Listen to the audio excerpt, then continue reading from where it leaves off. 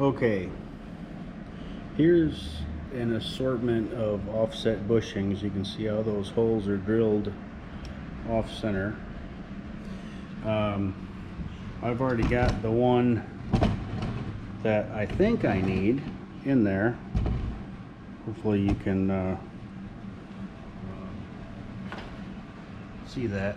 I've drilled that out larger and installed that bushing, and I've set it to where the camshaft is offset down, which that's going to bring the relationship of top dead center and camshaft closer together.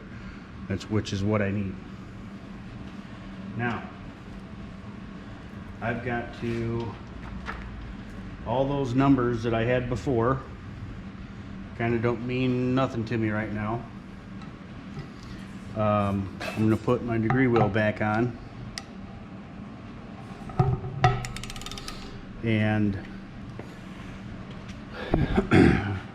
because these are a little flimsy, I'm going to start again.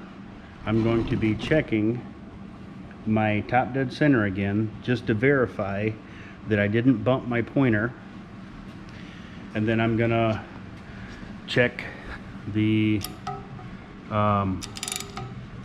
intake. Okay, we got about, what, 42.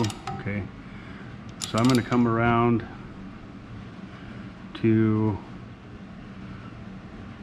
0, and I'm at just shy of 11 degrees. I come around, shit.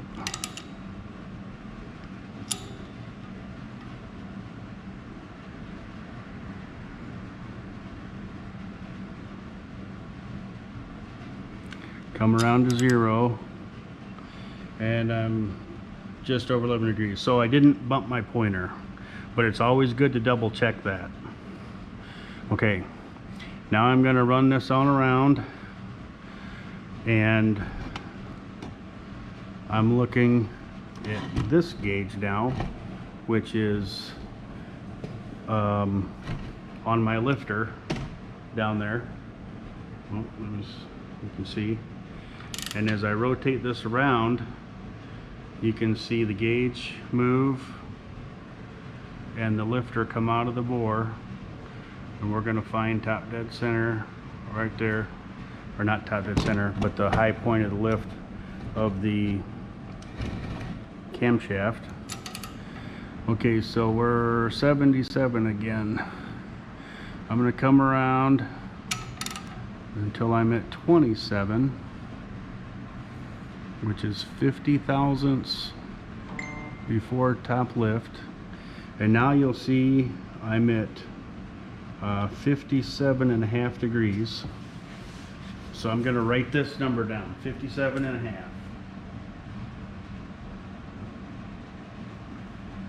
where we were at 59 before. Now I'm going to come around all the way to that 77, and I'm going to come back up until I get to 27 here again. Now I'm going to look at my degree wheel, and I'm at 145. Now, to do this math again, I'm going to come around. So I've got 57.5 and 145. Now the middle of those is my intake lobe center line.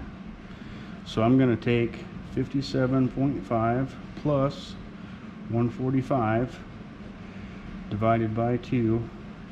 So now I'm at 101.25.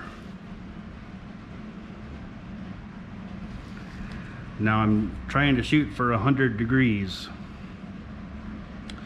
But I only got about halfway there from my putting that bushing in. Like I say, those bushings, you're kind of hit and miss with them. sometimes you gotta change it once or twice and find out, you know, exactly where it falls in. Well, I'm gonna change this bushing again, then I'm gonna check this all again, and hopefully I get it closer to 100 degrees, and everything will be where I want it. So anyway, that is how you check your camshaft degree. And in a Chevrolet with bushings, you interchange these bushings and move the camshaft where you want it to advance it or retard it. I'm trying to advance it, which brings this number down. You know, where we started off at was 102 3/4, and the bushing I put in wasn't quite offset enough. So I'm gonna pick another bushing, change it out, and see what happens. And hopefully you get the gist of checking and degreeing a camshaft. And like I say, this is all that every engine builder or camshaft company, they've got their own recommendations or thought process and where they want to put this. Because if you leave it retarded, the engine will have a little more upper RPM horsepower, maybe lack a little bit on the low end. But if you advance it, it gives you kind of more low end torque and power. And this is a street engine for a pickup truck, and kind of just want to keep it low RPM as much as I can, and all the power where the truck's going to be driving on the road most of the time. So that's enough for this video.